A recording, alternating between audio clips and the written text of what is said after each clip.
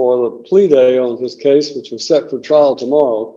And as a result, you have no standing, sir, under what I know what you're trying to do is to try to use the sovereign citizen approach to this situation. And I'm simply telling you that you do not have the right to represent Matthew Neal Aldridge. If you are, in fact, Matthew Neal Aldridge, then you need to say so and stop this nonsense, because what you're attempting to do has no legal effect. You cannot challenge the criminal.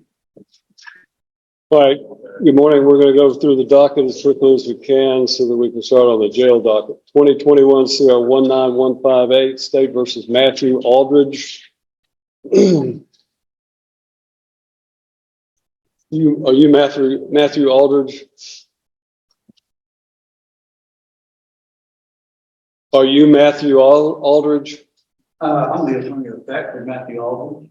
You were what? The attorney of fact. Attorney what? Of fact. Attorney of fact. And what does that mean? You know, his authorization to do legal representation. Are you a licensed attorney? No, I'm simply an attorney of fact. Okay. And does that mean you have a power of attorney? What is your name? What is your name? My name? Yes, sir. I don't have. You don't have a name? Pardon? I'm the attorney of fact for the respondent in the area. Well, let me explain to you. Only an attorney at law can stand in court and represent a criminal defendant. And to do so otherwise violates the criminal law statutes of the state of Tennessee and could land someone who attempts to represent themselves as an attorney at law in serious trouble. I understand what you're saying. I understand you're saying an attorney in fact. And what I want you to understand is that if you have a power of attorney, then you need to demonstrate that power of attorney. Do you have a legal document called a power of attorney? No, I do not at this time. Okay. Then you don't have any authority to act on behalf of Matthew Aldridge in this court. You have no legal authority, nor do you have any authority through a legal document to represent or to act on behalf of Matthew Aldridge. Why don't the court just let me file this document? Show it to the bailiff and he'll show it to me. Apparently there's a copy here. Yeah.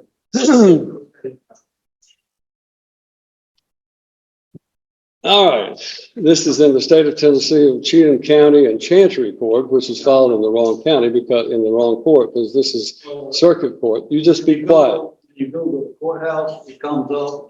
You need to listen to me instead of talking, okay? This is a challenge to the standing. The Supreme Court of the United States has stated that no corporation has standing anything to man. And then there's a quotation for Rundle versus Delaware Raritan Canal Company. And then it said, as well as it being a maximum of law, citing certain Latin phrases, dissimilar things ought not to be joined by a definition of Black's Law Dictionary. So the respondent in error requires that the state of Tennessee Incorporated and Cheatham County Chancery Court prove their standing to proceed against a man in any court of law. You have 15 calendar days to prove your standing or forever yield to estoppel, waiver, and fraud, and cease and desist this proceeding immediately. More time is available if requested. And then this was signed by Matthew O'Neill Aldridge. Is that your signature? That's the respondent in error signature. All right. Well, I find that Matthew Neal Aldridge has failed to appear personally in this court for the plea day on his case, which was set for trial tomorrow. And as a result, you have no standing, sir, under what I know what you're trying to do is to try to use the sovereign citizen approach to this situation. And I'm simply telling you that you do not have the right to represent Matthew Neal Aldridge. If you are, in fact, Matthew Neal Aldridge, then you need to say so and stop this nonsense, because what you're attempting to do has no legal effect. You cannot challenge the criminal law or the jurisdiction of this court by simply filing some legal mumbo jumbo having to do with civil litigation. That has civil litigation in it. It is not a criminal case that you have cited. So it has no effect on this court regarding the criminal statutes of this court. This court is empowered under the Constitution of the United States of America and the Constitution of the state of Tennessee and by the duly elected citizens of Cheatham County to empower and enforce the laws of the state of Tennessee. And that is what I'm going to do regarding Matthew Lynn Aldridge. Mr. Aldridge is set for today to appear in court personally on what we call our last plea day before his trial date tomorrow. Question. Is that an Article 3 trial? To what? Will that be an Article 3 trial? A trial by jury with jury? It would be a trial by jury, certainly it would be. But I don't know who you are. And I don't think you have any authority if you are not Matthew Lynn Aldridge to appear before this court. And you're wasting valuable time that all of these other citizens who are here today. So when I'm talking, you stop talking. No, you will when I'm finished talking. You are wasting the court's time by doing this. And I'm just simply instructing you that if you are in fact Matthew Lynn Aldridge, then this is your last day to settle your case. The trial date is set for tomorrow, and unfortunately, it will not go forward because of the fact that I have a conflict and I have to be in Stewart County on a civil matter. So we're going to assign a new trial date for Matthew Lynn Aldridge. Now, is there a problem with the jury warrants? I'm going to put a notice up there for tonight. If we don't need you tomorrow, but we need you on February the 6th.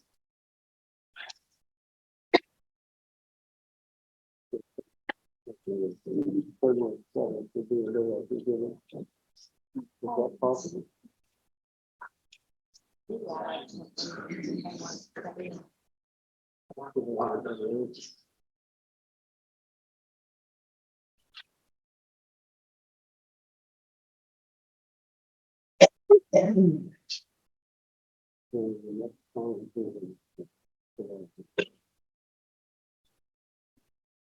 General, we're going to need to set a trial date in July.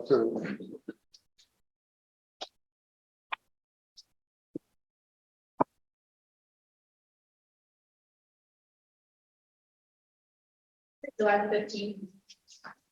I'm sorry. July 15th. July 15th.